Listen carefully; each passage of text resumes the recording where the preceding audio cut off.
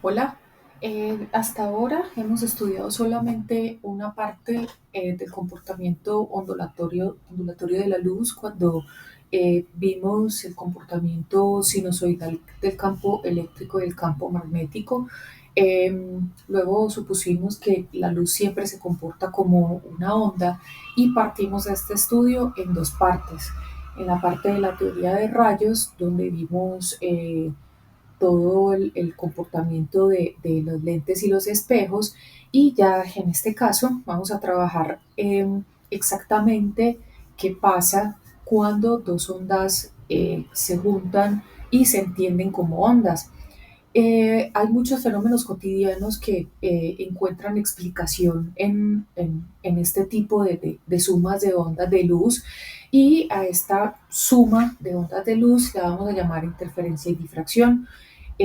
Por la premura no vamos a alcanzar a ver difracción en este caso, pero sí vamos a hablar de la interferencia. Por ejemplo, podemos ver la interferencia en las franjas de muchos colores que se generan en las películas de aceite, en estas manchas de aceite que se hacen en las calles, o también cuando tomamos un disco compacto. Los que conocen los CDs, yo creo que todos lo conocemos a esta altura de la vida todavía, que reflejan colores, ¿cierto? Podemos ver colores sobre la superficie. También cuando tenemos una burbuja, vemos que en la burbuja se ven diferentes colores, no son precisamente los colores del arco iris, ¿cierto? Algunos más o menos sí, pero estos son fenómenos cotidianos que nos llevan a ver cómo es esta suma de ondas y cómo podemos visualizar la luz como una onda también. En este caso, pues nosotros cuando hablamos de la suma de ondas en ondas mecánicas lo llamamos superposición. Aquí también vamos a hablar de superposición, pero pues le tenemos un nombre en específico que es interferencia de fuentes, ¿sí? Y nosotros pues en un principio podríamos decir eh, la interferencia, así tal cual su nombre lo dice, es cuando ponemos a interferir un objeto o a cortar el paso o a obstaculizar el paso de la luz, ¿sí? En este caso, pues, nosotros podríamos decir que esta obstaculización de la luz no tiene nada de malo, solamente depende del tamaño de ese objeto, ¿sí? Si el tamaño de este objeto es lo suficientemente pequeño como para ser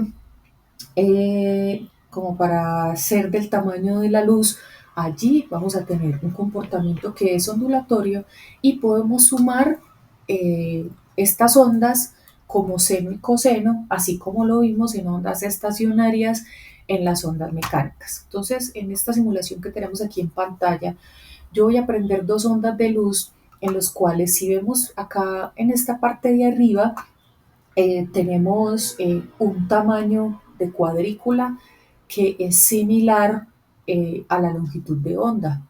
Nosotros aquí podemos ver que esta separación, que es la separación entre estas dos fuentes de luz, también es del tamaño de los nanómetros, o sea que estamos cumpliendo con esto que acabo de decir ahorita.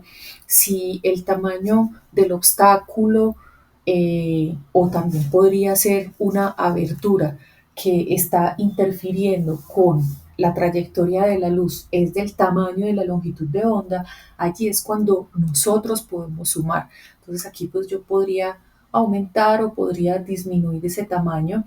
Eh, Aquí, por ejemplo, me gustaría poner 500, que quedara 500, que es como más parecido, en este caso más o menos los 700 están en el rojo. Vamos a bajarle un poquito más para que quede más o menos en el verde por aquí, entre los 600 y pico. Y acá lo que voy a hacer es prender estos láseres. Aquí nosotros podemos ver que estos círculos concéntricos son los picos de luz. Voy a prender la otra y vamos a mirar cómo se suman. Aquí nosotros podemos ver que cuando ellas se suman de forma ondulatoria, podemos observar algo y es que vamos a tener que suma de luz con luz también puede dar oscuridad, ¿sí? Bueno, acá lo que tengo son dos fuentes de luz en donde la suma de ellas puede dar luz y puede dar oscuridad, pero podemos tener también otro tipo de dispositivos como ranuras. En este caso voy a usar un láser, voy a encender esto y aquí lo que voy a ver es cómo la luz pasa a través de esa ranura, ¿sí? Aquí lo que veo es que sigue saliendo la luz normalmente, dependiendo de qué tan lejos esté de la pantalla de proyección. Yo voy a ver picos, pero si pongo, por ejemplo, dos ranuras, es decir, voy a tener dos fuentes, así como las teníamos en el ejemplo anterior, llega un momento en el cual ellas, al sumarse, hay puntos en los cuales eh, tenemos oscuridad. Por ejemplo, las franjas brillantes, voy a parar esto aquí, las franjas brillantes van a ser máximos de luz y los puntos borrosos que están aquí son mínimos de luz. ¿Qué significa esto? Que así como cuando nosotros trabajábamos con ondas estacionarias en una cuerda u ondas estacionarias en un tubo. En las cuerdas sobre todo se veía que existían puntos quietos a los que llamábamos nodos y puntos de máxima amplitud que llamábamos antinodos. Aquí nosotros también podemos llamar estos puntos de oscuridad o de baja intensidad de luz nodos y los puntos más brillantes o de máxima amplitud de la luz que los podemos llamar antinodos. Aquí incluso yo voy a correr un poco para que veamos acá eh, cómo aquí en esta pantalla, si yo me vengo más cerca de la parte pues, de esta pantalla, aquí donde estoy recolectando, voy a poner la pantalla acá para que se vea, podemos ver que estos puntos oscuros o estas franjas brillantes van a cambiar dependiendo de de qué tan lejos o qué tan cerca estén las ranuras de dicha pantalla. Aquí podemos ver cómo cambian estas distancias. Eh, Aquí me gustaría graficar el patrón matemático de esta intensidad, entonces voy a poner acá esta opción. Este patrón que tenemos aquí, vemos claramente que puede ser trigonométrico, o sea, puede ser un seno o un coseno, pero vemos que es atenuado por algún tipo de función, así que cuando encontremos esta función matemática, vamos a ver que sí depende de un seno o un coseno, pero esto va a estar atenuado en mayor o menor medida por otra función. Aquí incluso lo que voy a hacer es que voy a acercar un poco más este patrón para que veamos perdón, estas ranuras para que veamos cómo se comporta el patrón. Esta parte de aquí, este gráfico, se conoce como el patrón de interferencia y ese patrón de interferencia depende directamente de la distancia que hay desde las ranuras hasta la pantalla de proyección, que es esta parte de aquí. También depende del ancho de las ranuras. Por ejemplo, voy a hacer este ancho de ranura un poco más pequeño y vamos viendo cómo las franjas, ya cuando llegan, disminuyen su grosor e incluso disminuyen un poco su brillo, o sea, su intensidad. Voy a subirle un poco para que podamos ver mejor.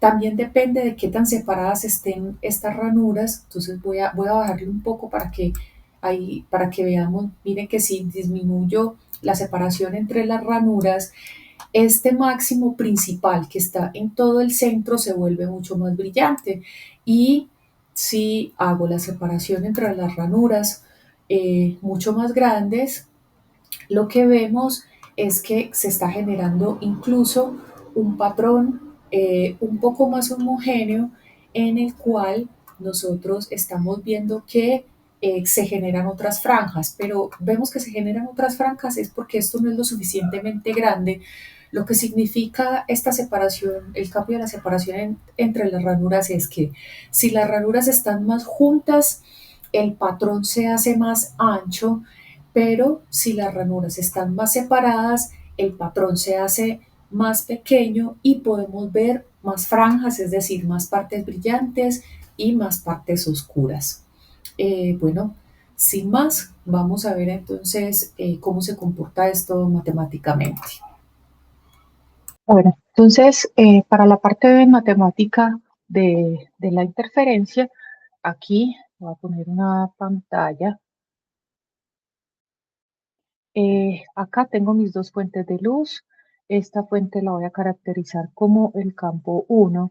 Este va a ser el campo 2 y solamente voy a tratar con el campo eléctrico, pero recuerden que esta es una onda que es de tipo electromagnético, pero para facilitarnos un poco la parte matemática solamente voy a usar el campo eléctrico.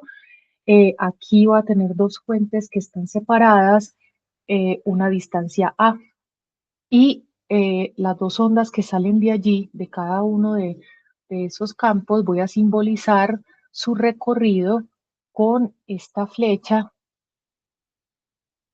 donde ambas van a llegar a un punto que voy a llamar P en la pantalla. Allí yo voy a tener que el campo total debería ser la suma directa de el campo 1 más el campo 2.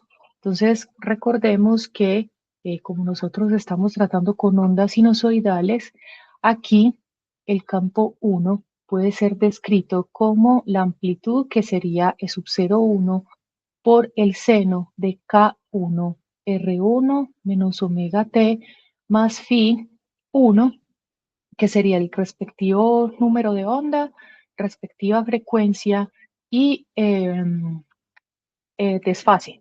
Para E2 también tendríamos un E02 por el seno de K2R2 menos omega T más phi 2. Entonces, nosotros vamos a sumar esto por medio de la intensidad, que es lo que finalmente nosotros podemos presenciar en la pantalla.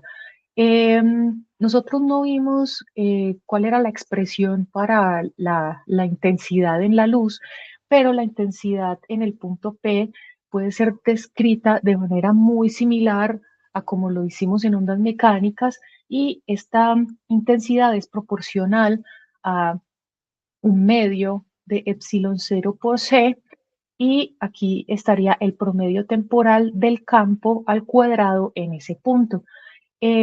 Aquí, como este campo es igual a E1 más E2, si yo tengo esto al cuadrado, es tener la multiplicación de ese mismo vector, perdón, de esa misma suma dos veces. Así que esto es como un binomio cuadrado perfecto y yo lo voy a expandir de esa manera.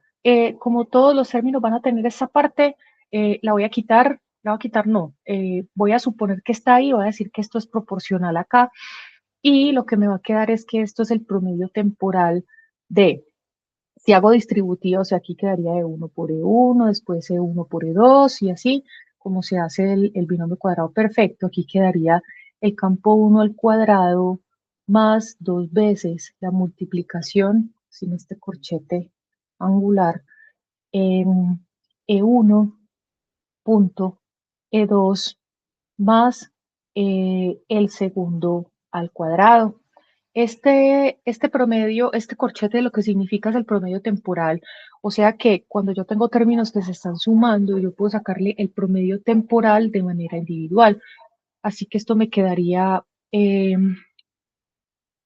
aquí me quedaría el promedio de, de E1, el promedio de E2, que esos dos sería la intensidad de 1 más dos veces el promedio de este producto de acá, que ese sí no lo podemos hacer a la ligera, más aquí el promedio temporal de 2, que sería proporcional a la intensidad de 2.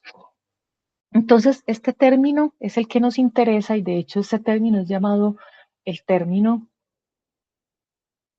de interferencia. Y si nosotros tenemos que las fuentes I1 e I2 tienen la misma intensidad, esto va a ser una intensidad inicial I0, y aquí esto nos va a quedar como 2I0 más dos veces, perdón, más dos veces esta multiplicación de los campos, del promedio temporal de los campos, que es lo que tenemos que resolver. No voy a hacer esta demostración completa, pero les voy a indicar cómo lo pueden hacer. También en los libros pueden buscar ampliamente cómo realizar esta demostración. Simplemente me queda mirar es cómo debería ser el promedio temporal de esta multiplicación. Recordemos que cada uno de los campos tiene sus amplitudes iniciales, o sea que esto es sub 0 y sub 0,1 y sub 0,2, y por el seno de K1 R1 menos omega t más phi1, y acá debería quedar por K2 R2 menos omega por t más phi2. Entonces, ¿qué es lo que tenemos que resolver? Que es la parte que es casi que netamente matemática, y es poder resolver la multiplicación de estos dos senos. Nosotros podemos resolver esto teniendo en cuenta la identidad seno de A más B, donde nosotros podemos considerar que A en cada uno de estos senos debería ser K1, o K, mejor dicho, porque sería para los dos K por R, más phi, y el término B sería omega por T. Cuando nosotros hacemos esa simplificación y sacamos el promedio temporal, nosotros podemos encontrar que eh, este término se reduce muchísimo.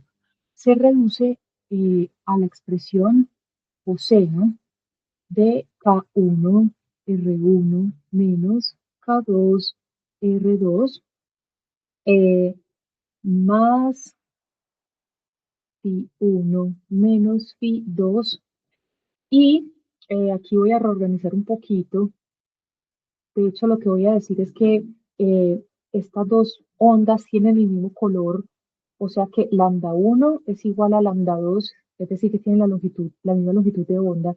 Y si tienen la misma longitud de onda, deberían tener el mismo K.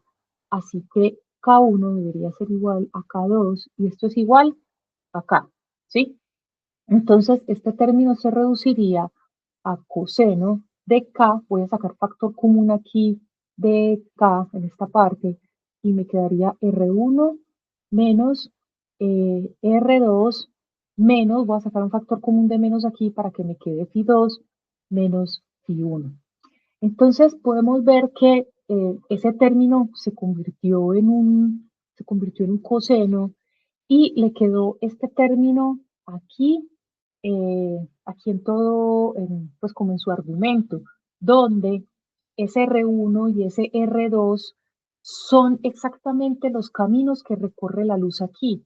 R1 para la onda 1 y R2 para la onda 2. O sea, físicamente esa es la distancia que hay desde el punto 1 hasta donde se están sumando, y del punto 2 hasta donde se están sumando. O sea, literalmente son distancias. Eh, a esta parte de aquí, lo llamamos diferencia de fase.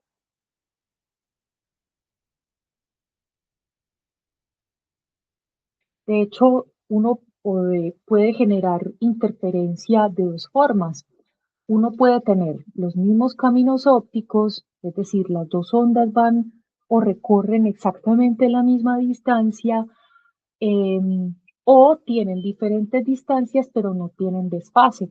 De hecho, en los ejemplos que nosotros vamos a tomar aquí, vamos a decir que esas fases son iguales, ¿sí? Si esas fases son iguales, esta resta que está acá se hace cero. ¿Cómo puede uno tomar esas fases iguales?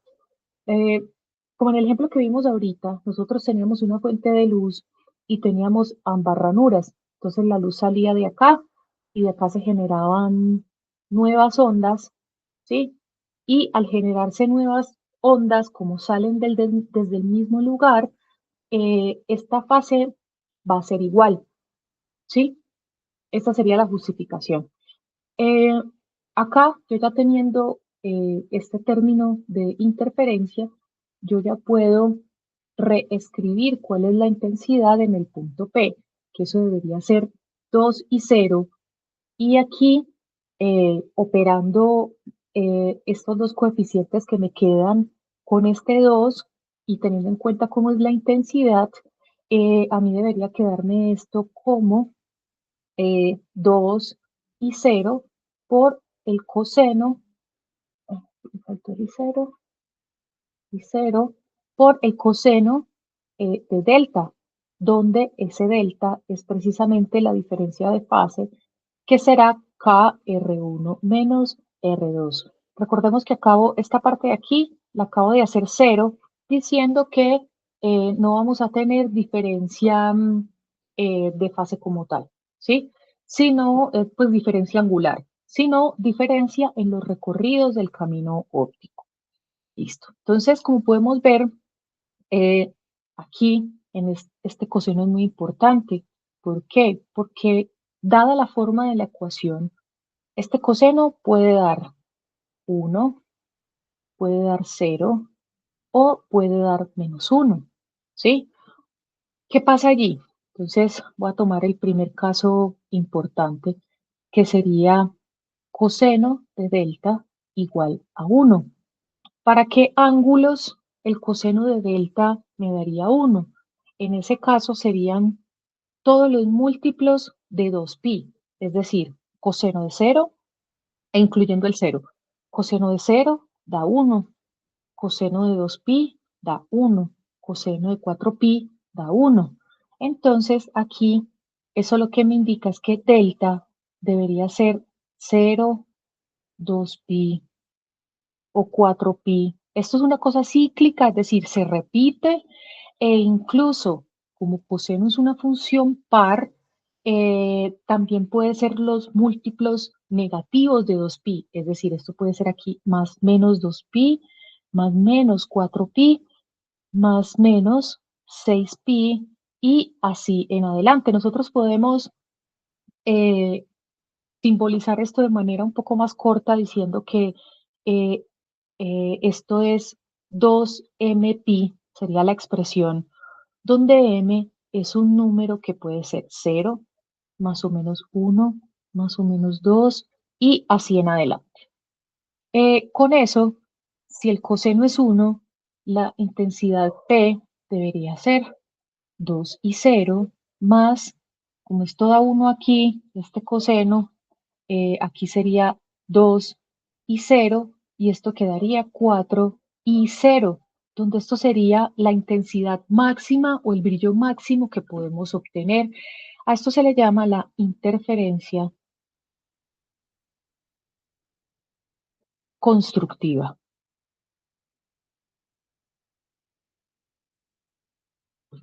Listo. El siguiente sería 0. Si esto da 0, significa que este término se cancela y sigue siendo una interferencia constructiva, pero de una intensidad menor a cuando el coseno da 1. Esta sería interferencia constructiva total, porque es la máxima, el máximo brillo que podemos tener nosotros en la pantalla. El coseno de delta igual a 0 sería una interferencia constructiva parcial, ¿sí? Entonces, me llevaría esto acá. Esa parte, digamos que no es tan diciente físicamente, simplemente lo que dice es que cuando el coseno es 1 tiene la máxima intensidad, pero cuando es 0 tiene la mitad de la intensidad, ¿sí? Lo que más nos interesa después de el coseno igual a 1 sería el coseno de delta igual a -1. En ese caso, nosotros, los ángulos para los cuales, nosotros sabemos que los ángulos para los cuales el coseno da menos 1 son los impares de pi, es decir, pi, 3pi, 5pi, 7pi, ¿cierto? Entonces, eso implica que delta debería ser igual a pi, o 3pi, o 5pi, y así hasta donde alcancemos a contar franjas, ¿sí? Lo otro es que, de nuevo, con la misma justificación de que el coseno es par, esto aquí puede ser más o menos pi, más o menos 3pi, más o menos 4pi. Entonces, es 5pi, perdón. Como podemos ver, aquí esto es un 1, aquí esto es un 3, aquí esto es un 5, o sea que yo puedo expresar esto de una forma más corta. Si en vez de aquí poner un contador par, pongo un contador impar. Entonces, esto es 2m más 1 por pi. Así que esta sería eh, una interferencia que destruye. ¿Por qué? Porque si el coseno da menos 1, ¿cómo quedaría IP? Aquí sería 2 y 0 más 2 y 0, pero el coseno da menos 1. Fíjense que aquí ya quedaría 2 y 0 menos 2 y 0 queda 0 y aquí no veríamos nada. Estos son puntos oscuros, así que a esto se le llama la interferencia destructiva total. ¿Por qué? Porque la menor intensidad que podemos tener nosotros es intensidad cero, es decir, no hay nada de la onda allí. Eh, ¿Cómo se relaciona esto con el valor de la ecuación de delta que acabamos de encontrar hace un rato acá? Fíjense que entonces para la interferencia constructiva, a mí me daba que delta debería ser igual a 2mpi, pero eso debería ser proporcional acá por R1 menos R2, que es este mismo delta que encontramos aquí arribita, ¿no? Este de aquí. Eh, ¿Qué pasa? Yo sé que K es igual a 2pi sobre lambda. ¿Yo por qué quiero relacionarlo con lambda? Porque lambda es algo que yo conozco de la onda, yo conozco su color, yo conozco la longitud de onda, ¿sí? Así que si aquí es 2pi por m igual a 2pi sobre lambda, R1 menos R2, fíjense que aquí puedo cancelar ese 2pi y voy a pasar esta lambda a multiplicar.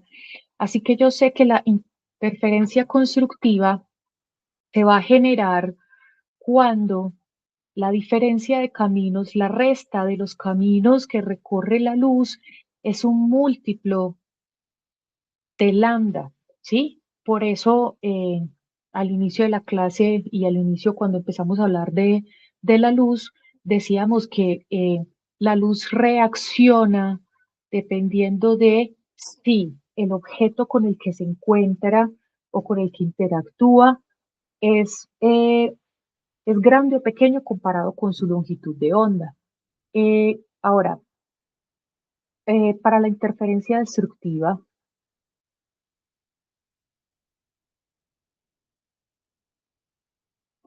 en la interferencia destructiva, delta, que era ese de acá, el impar, ¿cierto? Debería ser 2m más 1 por pi, y eso debería ser igual a k R1 menos R2. De nuevo, vuelvo a reemplazar k por 2pi sobre lambda, o sea que aquí me queda 2m más 1 por pi igual a 2pi sobre lambda por R1 menos R2. ¿Y qué obtengo? Voy a cancelar estos pi's, este pi de acá, y lo que voy a hacer es que va a pasar lambda a multiplicar y el 2 a dividir. Así que para mí, la interferencia destructiva total se debe generar cuando la diferencia de caminos ópticos, es decir, la resta de la distancia 1 menos la distancia 2 es eh, un eh, múltiplo impar de lambda medios.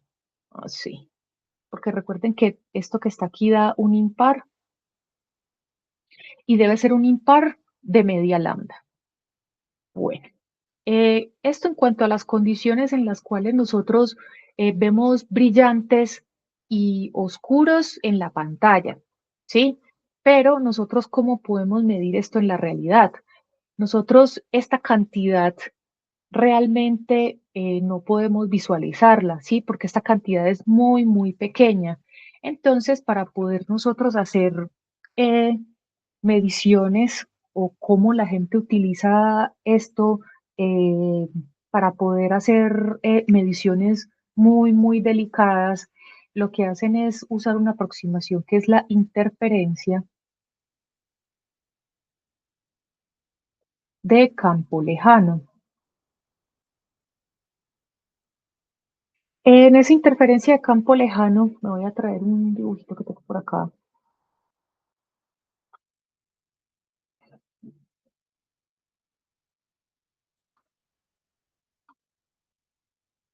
Vamos a ver si logro eso. En la interferencia de campo lejano, nosotros seguimos teniendo aquí esta distancia A, que era la distancia entre las fuentes. O sea, aquí estaba el campo 1 y aquí está el campo 2, ¿cierto? La pantalla es esta de acá. Pantalla. Y que el seno, perdón, que el coseno sea 0, sea 1, simboliza exactamente estos puntos. Por ejemplo, este es un punto donde el coseno es 1, aquí este es un punto donde el coseno es -1, ¿sí? Entonces, ¿cuál es esa aproximación de campo lejano? Yo voy a marcar aquí la mitad del experimento, que esa mitad del experimento está aquí, pues simboliza toda la mitad, pasa por toda la mitad de las aberturas, o sea, aquí, ¿sí? Eh, y aquí, siempre, siempre, como pueden ver, se va a situar un máximo. Y ese máximo va a ser m igual a 0, ¿sí? Ahí siempre va a estar el brillante más grande. Entonces, yo digo, de aquí, desde donde está la fuente, las fuentes, hasta donde está la pantalla, lo voy a llamar la distancia D.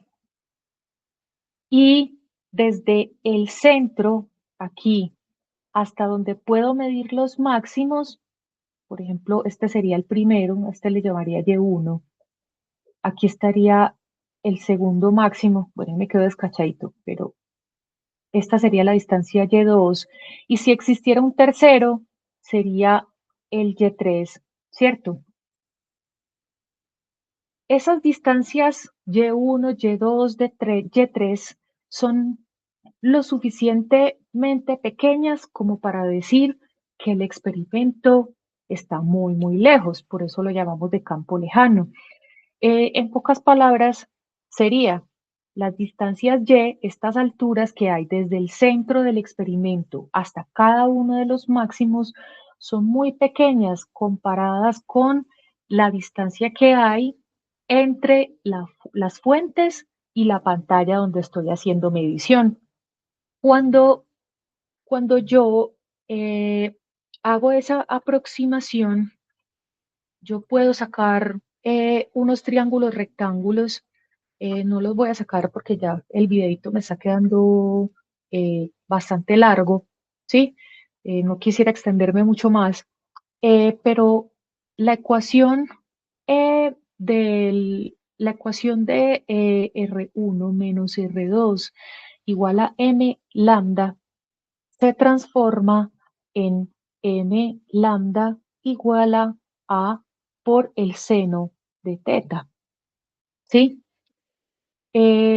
Donde ese ángulo que tampoco podemos medir, lo podemos aproximar y decir que m lambda a las variables geométricas y decir que m lambda es igual a por y Ym, de hecho lo voy a poner aquí, sobre D, donde recordemos que A es la distancia entre fuentes.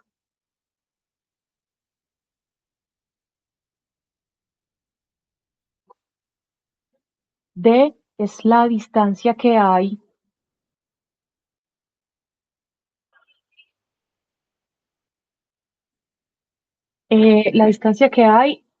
entre las fuentes y la pantalla,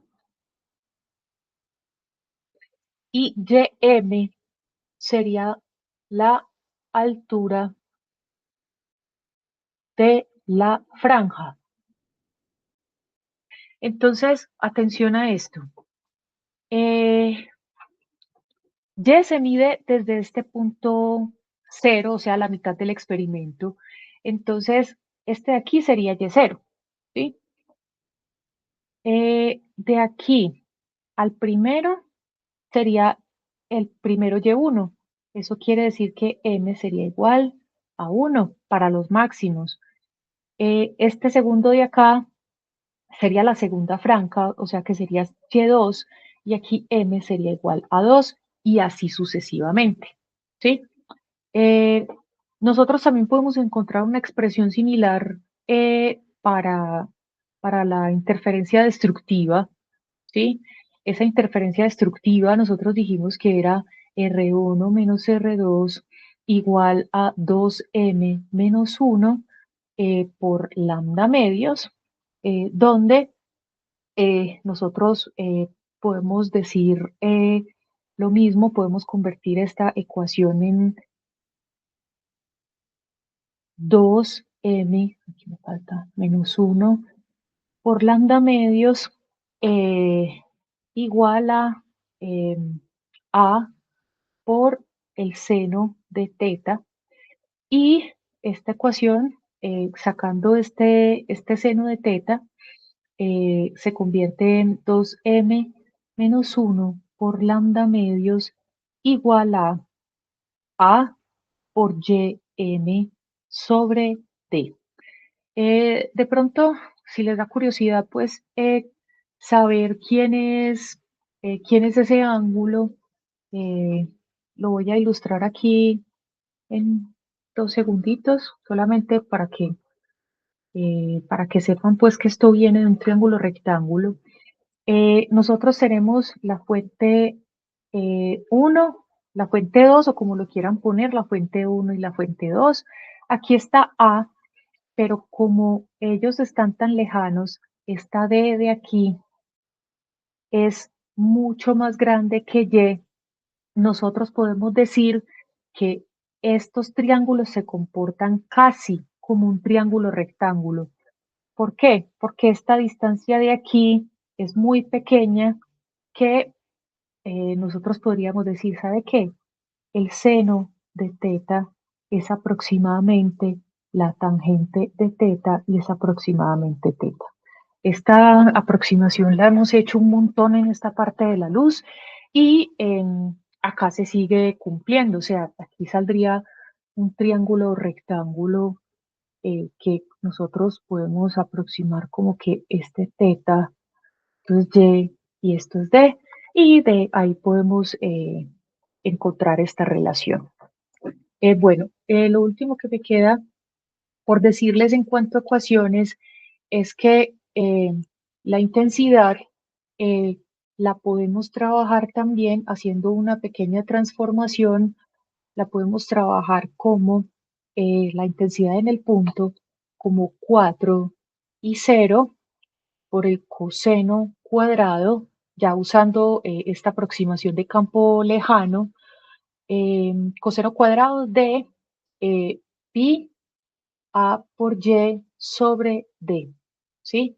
Repito, esto es la aproximación de campo lejano, donde la distancia que hay entre las fuentes y la pantalla es muy grande con respecto a qué, muy grande con respecto al tamaño del patrón. Entonces, esta es una de las ecuaciones que podemos usar. Em, la otra ecuación, voy a hacer un pequeño resumen aquí, para la interferencia constructiva, podemos usar m lambda igual a por y m sobre d, y también podemos usar m lambda igual a seno de teta, o también podemos usar R1 menos R2 igual a por el seno de teta. ¿Cuándo puedo usar una o cuándo puedo usar la otra? Eso depende de los datos que nos den, ¿sí? Donde recuerden que este angulito de acá, eh, literalmente lo que me está diciendo es cuál es el ángulo que hay desde el centro del experimento hasta el punto, o sea, este triángulo rectángulo que está aquí. Ese ángulo es este de aquí, ¿sí? Este de acá. Es posible que a nosotros nos den este ángulo o es posible que nos den esta altura y tengamos que encontrar ese ángulo. Pues pueden surgir diferentes ejercicios dependiendo de cuál sea el dato que nos den. Para la interferencia destructiva, em, podemos trabajar con 2m menos 1 lambda medios igual a por ym sobre d, pero también podemos trabajar con 2m menos 1 por lambda medios igual a por el seno de teta, y también podemos trabajar con este, R1 menos R2 es igual a por el seno de teta. Bueno, subiré otro ejercicio, subiré otro video mostrándoles un par de ejercicios más adelante. Muchas gracias.